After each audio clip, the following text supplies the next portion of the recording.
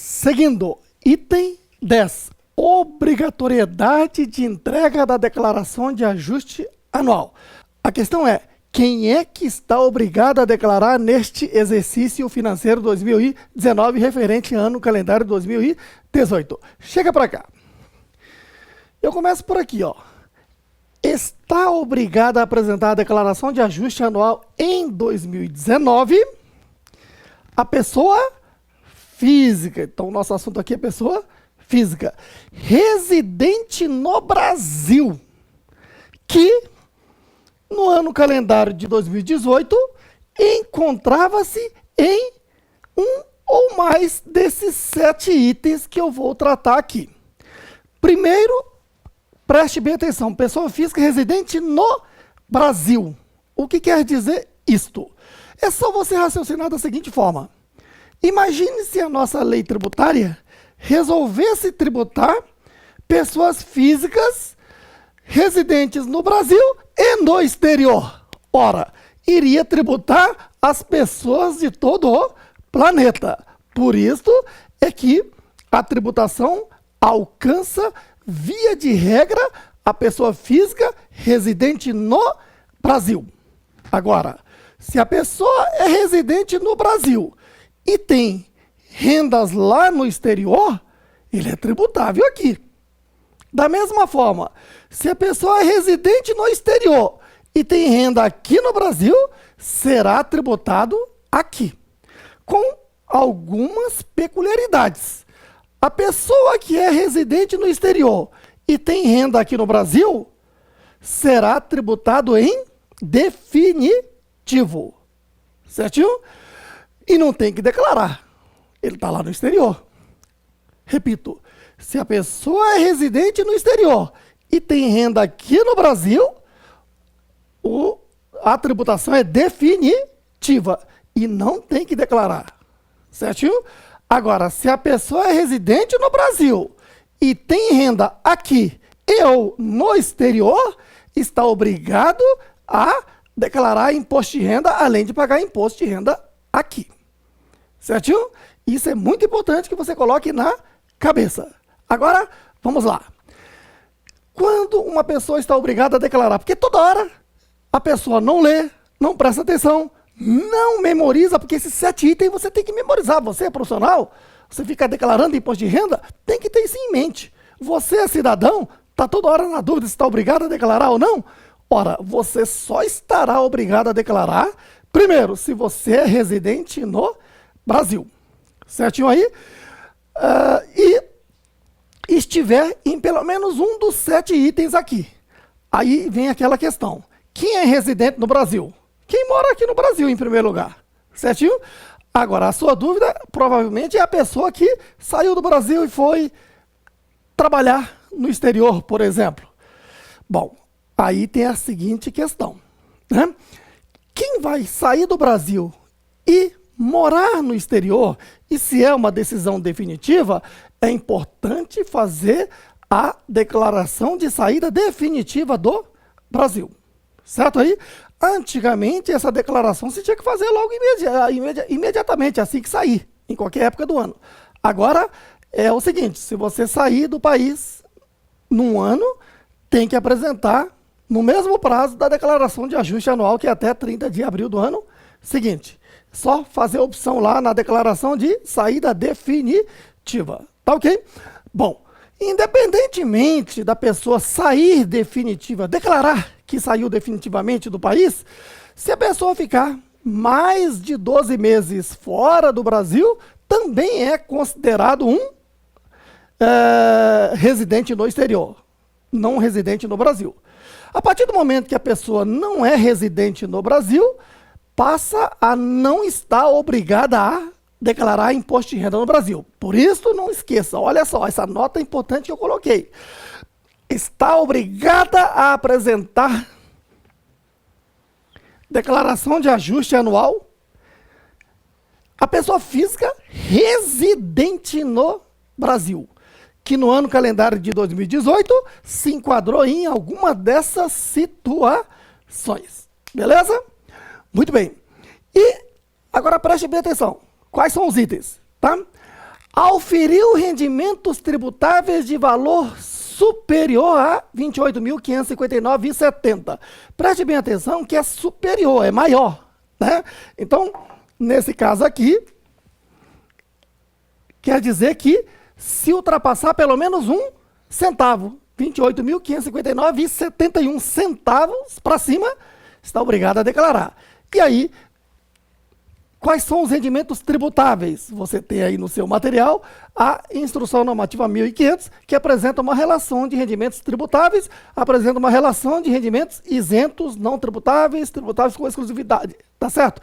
Então, o que acontece? Os principais rendimentos foram lá elencados, mas aquela lista é exemplificativa. Qualquer outro rendimento que não esteja na relação de rendimentos isentos, não tributáveis, ou tributáveis exclusivamente na fonte, significa dizer que rendimento tributável. Mas, em geral, você sabe, é o salário, né? Rendimento do trabalho, como salário, honorário, prolabore, rendimento do capital, como aluguel, certo? Então, veja que se você soma tudo isso e dá mais de R$ 28.559,70, está obrigado a declarar, certinho? O que eu disse? Se você somar todos os rendimentos tributáveis, né? Tem que somar o salário, o aluguel, o honorário, tudo isso que você tiver oferido. Ou só recebeu o salário, mas é acima de R$ 28.559,70, está obrigado a declarar, certinho?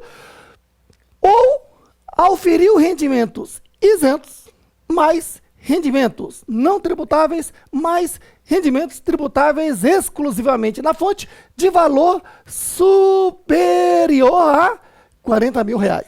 Então, rendimento isento, rendimento de caderneta de poupança, é um rendimento isento. Ganhou uma indenização de qualquer espécie. Indenização, de uma forma geral, são rendimentos o quê? Isentos. Rendimentos não tributáveis. São aqueles rendimentos que o fato gerador não aconteceu. Na prática, apesar de colocarem aqui, eles têm mesmo efeito, né?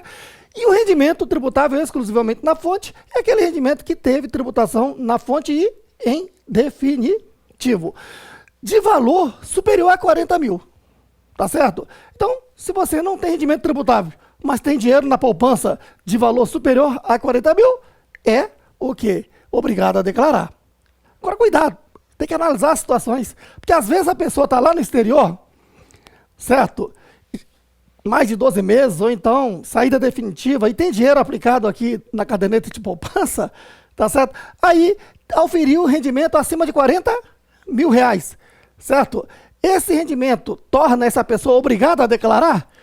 Sim ou não? Sim ou não? A pergunta é para você. Repito, a pessoa está lá no exterior, mais de 12 meses, certo? Ou então fez a declaração de saída definitiva e tem dinheiro aplicado aqui no banco.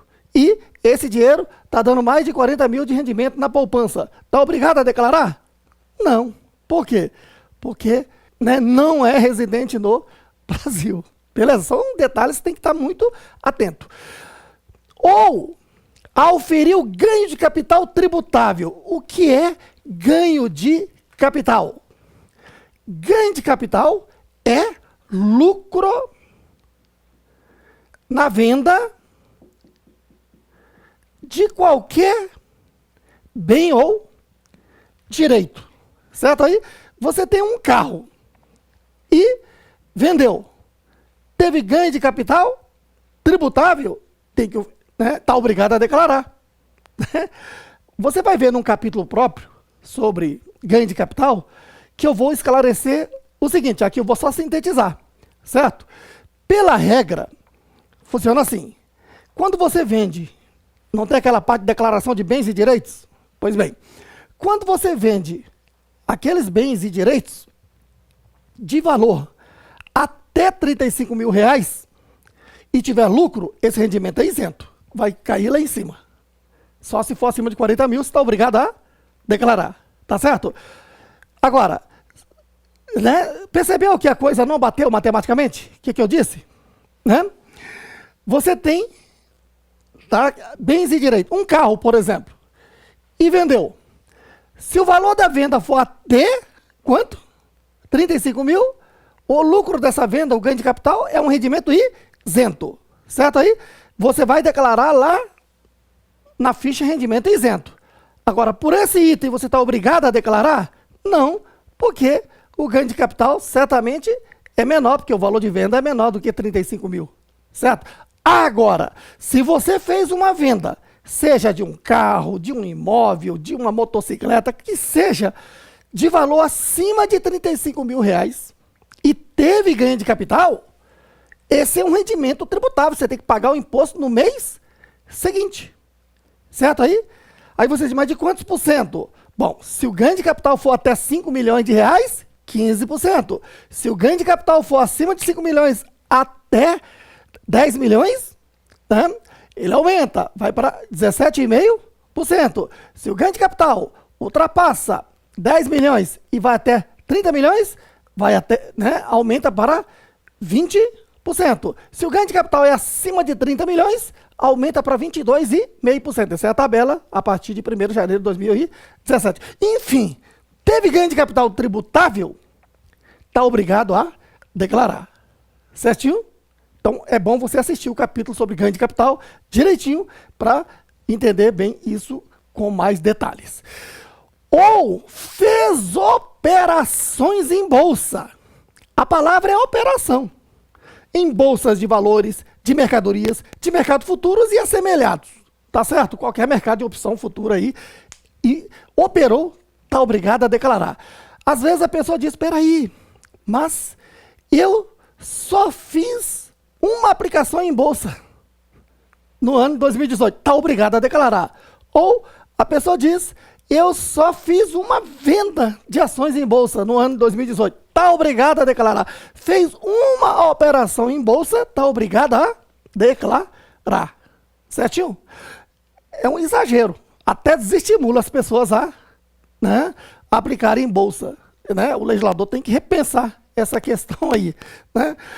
Se bem que declarar, né, só tem lado positivo. Às vezes a pessoa fica naquele medo de declarar, tá? E eu estimulo que qualquer pessoa declare seu imposto de renda. Por quê? Porque uma hora ou outra, um banco, uma financeira, né, de uma operação que você queira fazer, vai exigir um cadastro. E na hora do cadastro, né, sua palavra não vale, tá certo? Palavra dos vizinhos não vale. O que vale é comprovação documental. E se você tem uma declaração de imposto de renda, onde você relacionou a sua bicicleta, o seu carro, a sua casa, né, esses bens todos, e informou quanto que você oferiu de renda, pronto, né? Aquilo será o melhor cadastro para analisar o seu perfil patrimonial por quem quer que seja de direito. Então, né, estimule sempre as pessoas a declararem para que se tenha o melhor documento para fazer um cadastro. Bom, então voltando aqui, né, operou em bolsa, está obrigado. Tá? A questão não é ganhar em bolsa, é operou em bolsa. Independentemente se você ganhou ou perdeu, está obrigado a declarar, certo? E essa questão de auferir o ganho de capital, isso é em qualquer mês, não quer dizer todos os meses. Em qualquer mês você teve esse ganho de capital, está obrigado a declarar, beleza? 4. Tá? Digamos que você não teve nada disso, mas teve atividade rural, você tem uma fazenda ou uma fazendinha, tá certo? Eu vou te explicar um pouquinho aqui, rapidinho, sobre a questão da atividade rural. Esses dias mesmo eu estava conversando com um grande professor de contabilidade lá de São Paulo e, né, estávamos lá de madrugada, 2 horas conversando, coisa de professor, fofocando lá às 2 da madrugada ali durante quase 2 horas. E a gente, né, e ele é um baita de um professor e estava lá dizendo que essa atividade rural é uma complicação. De que ele quer dar uma aula de contabilidade rural, mas que não tem interesse por ninguém.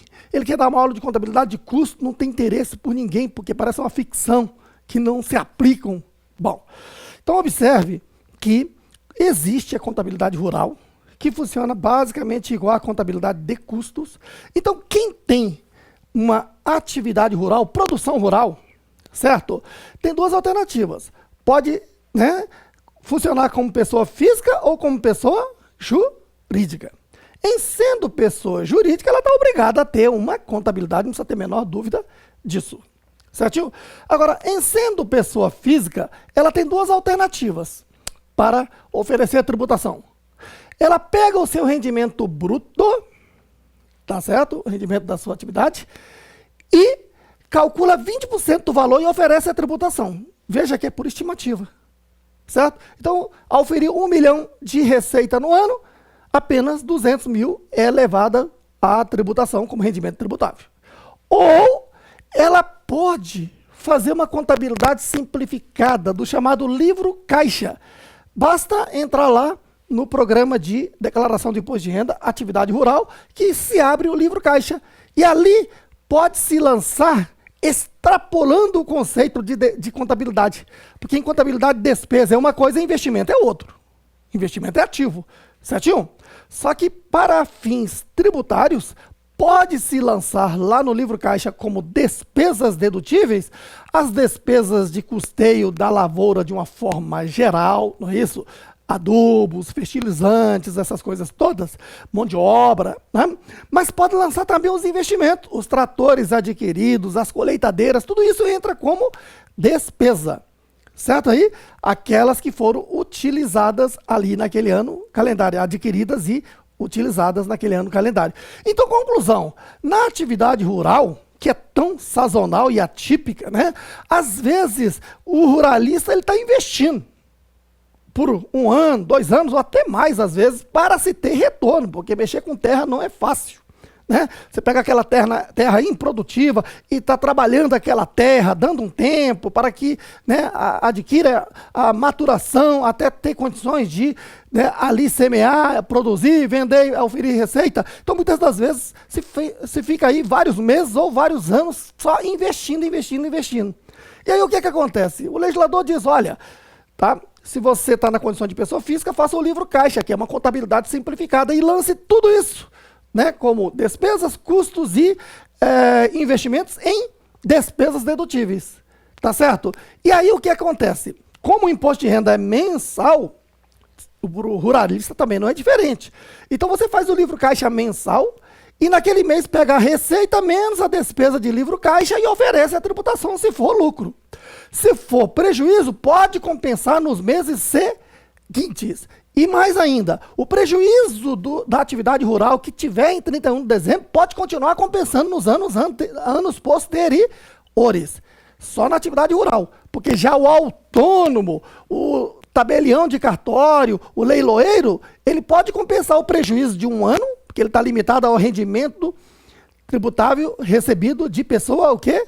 Física e jurídica, não sem vínculo empregatício. Não é isso?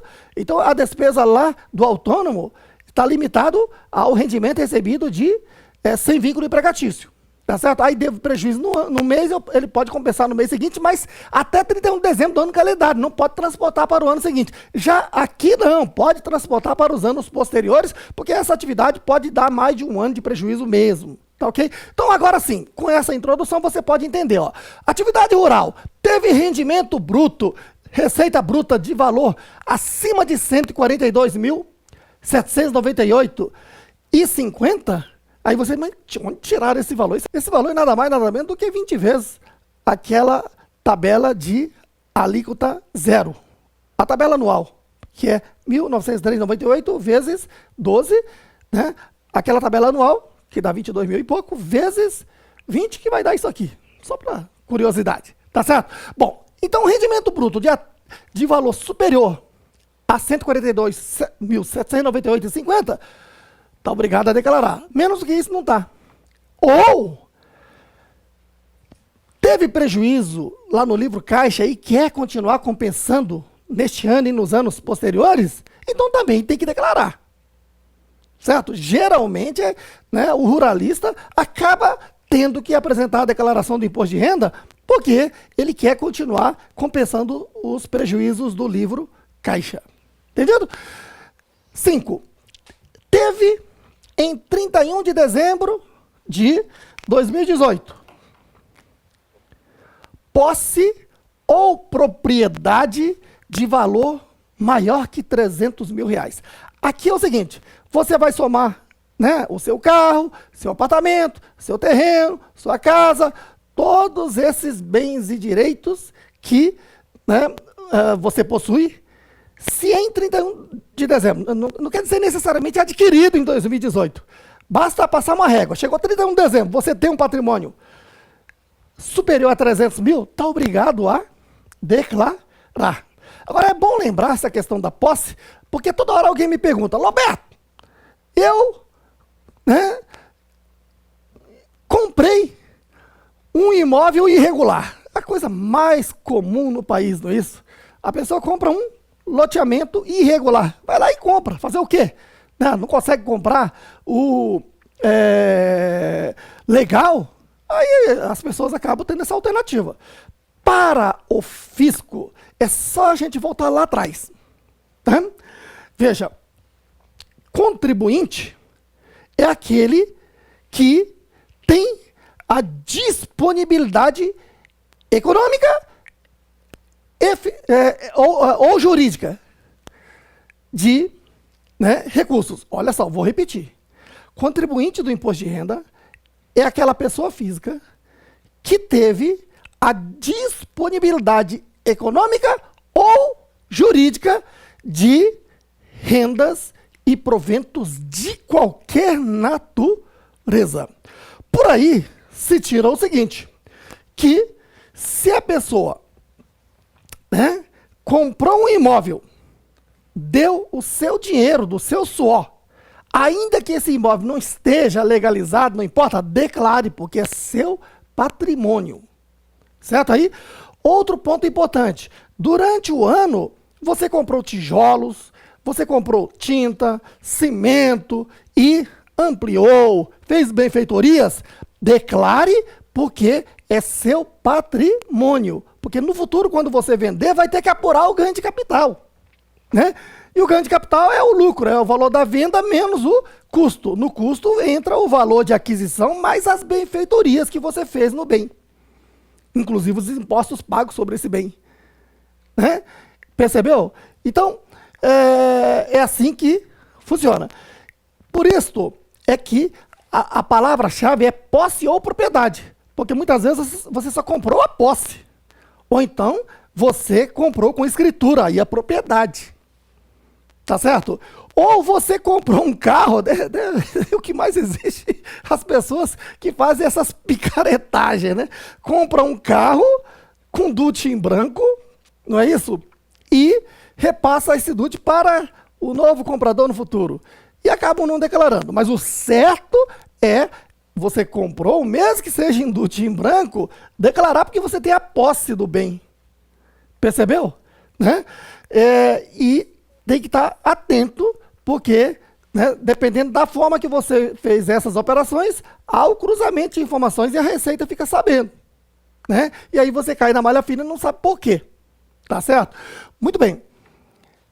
Quinto, passou a condição de residente no Brasil.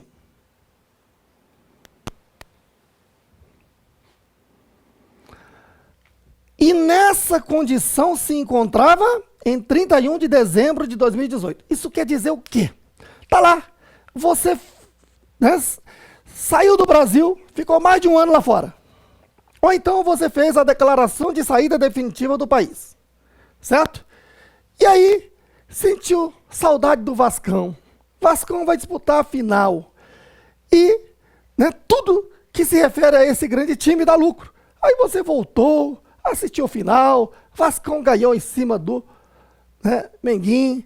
E você, feliz da vida, resolveu ficar mais um tempo aqui, resolveu até trabalhar. Enfim, tá? Você retornou, está fazendo aplicações, está tendo renda. Em 31 de dezembro se encontra nessa condição, pronto. Você voltou a ser residente no país, está obrigado a declarar. Então você está vendo que, né, mesmo que você não tenha oferido renda, mesmo que você não tenha comprado nada, você retornou ao Brasil, naquele ano que você retorna ao Brasil e se torna residente, você está obrigado a declarar, independentemente se oferiu renda, se tem patrimônio acima de 300 mil, se tem atividade rural ou não, o fato de você se tornar residente no país e assim se encontrava em 31/12, voltou, estava com saudade? está obrigado a declarar. Certo aí? Muito bem. 7. Essa é muito legal, tá? Aqui eu já te recomendo que não deixe de assistir o capítulo sobre ganho de capital deste curso, tá? Que provavelmente é o capítulo que foi melhor e mais detalhado em termos de explicações que há aí no mercado, tá ok? Olha só, optou pela isenção sobre ganho de capital auferido na venda de imóveis residenciais. Olha só, isso aqui é um capítulo que eu te explico nos detalhes sobre todas as situações. Só que aqui eu tenho uma das situações. Eu vou tratar só desta porque é o que interessa. Tá ok? Funciona assim. A legislação tributária entende que o brasileiro, né, tem que ter casa. E tem que ter. Né, que é a residência. Certo? E que trocar de residência, ainda que você tenha tido lucro nessa troca de residência, tá, você está só melhorando a sua vida, saindo de uma residência para uma melhor. Certo? E aí, na filosofia legal, tá, esse lucro aí é isento. Mas tem regra. Para que isso seja aplicado, o raciocínio é o seguinte, ó, tá aqui.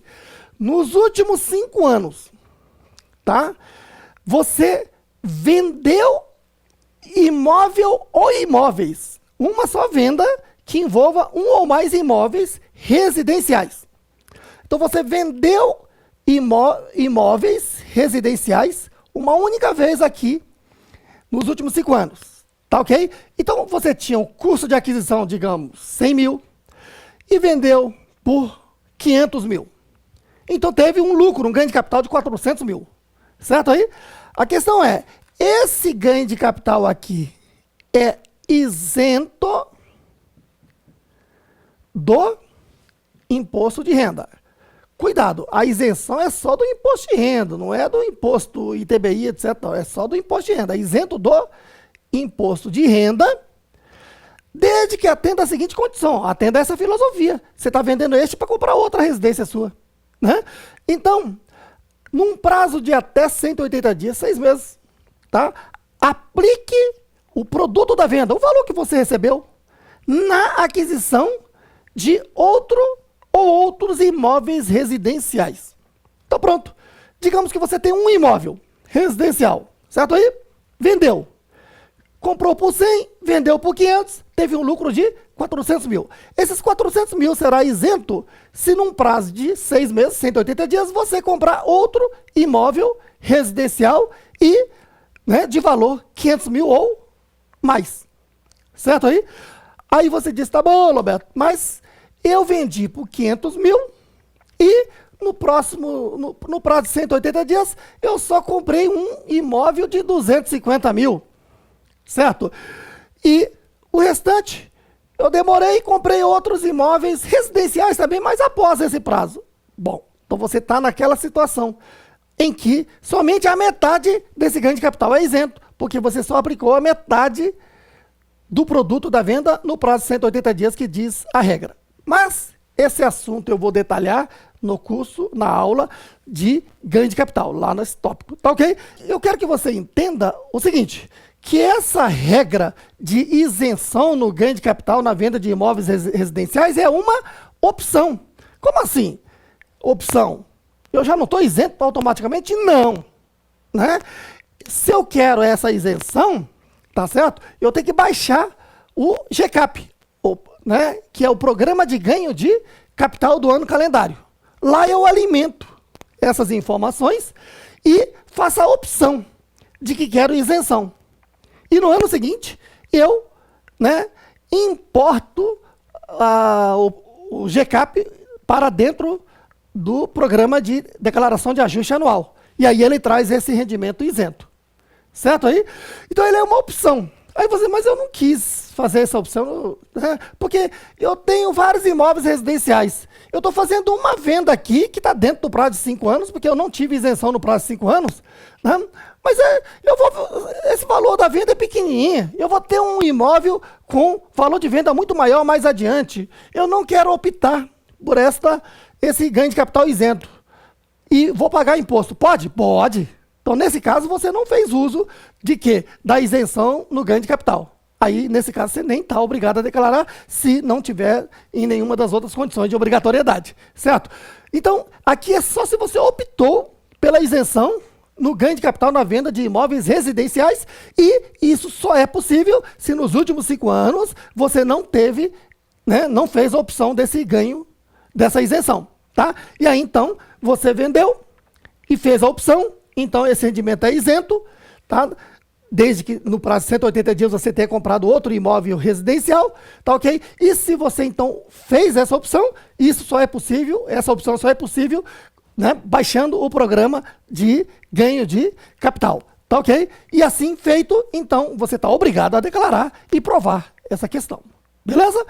Muito bem, então, não se esqueça que somente está obrigado a declarar quem? A pessoa física residente no Brasil, que no ano calendário de 2018 se enquadrava em uma das 7 opções, uma das 7 alternativas de obrigatoriedade de declaração.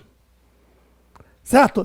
Então, fica aquela questão, né? As pessoas ficam perguntando, eu vendi um carro, estou obrigado a declarar? Só por ter vendido um carro, não, tem que verificar. Se é venda de carro, você tem que vir para cá.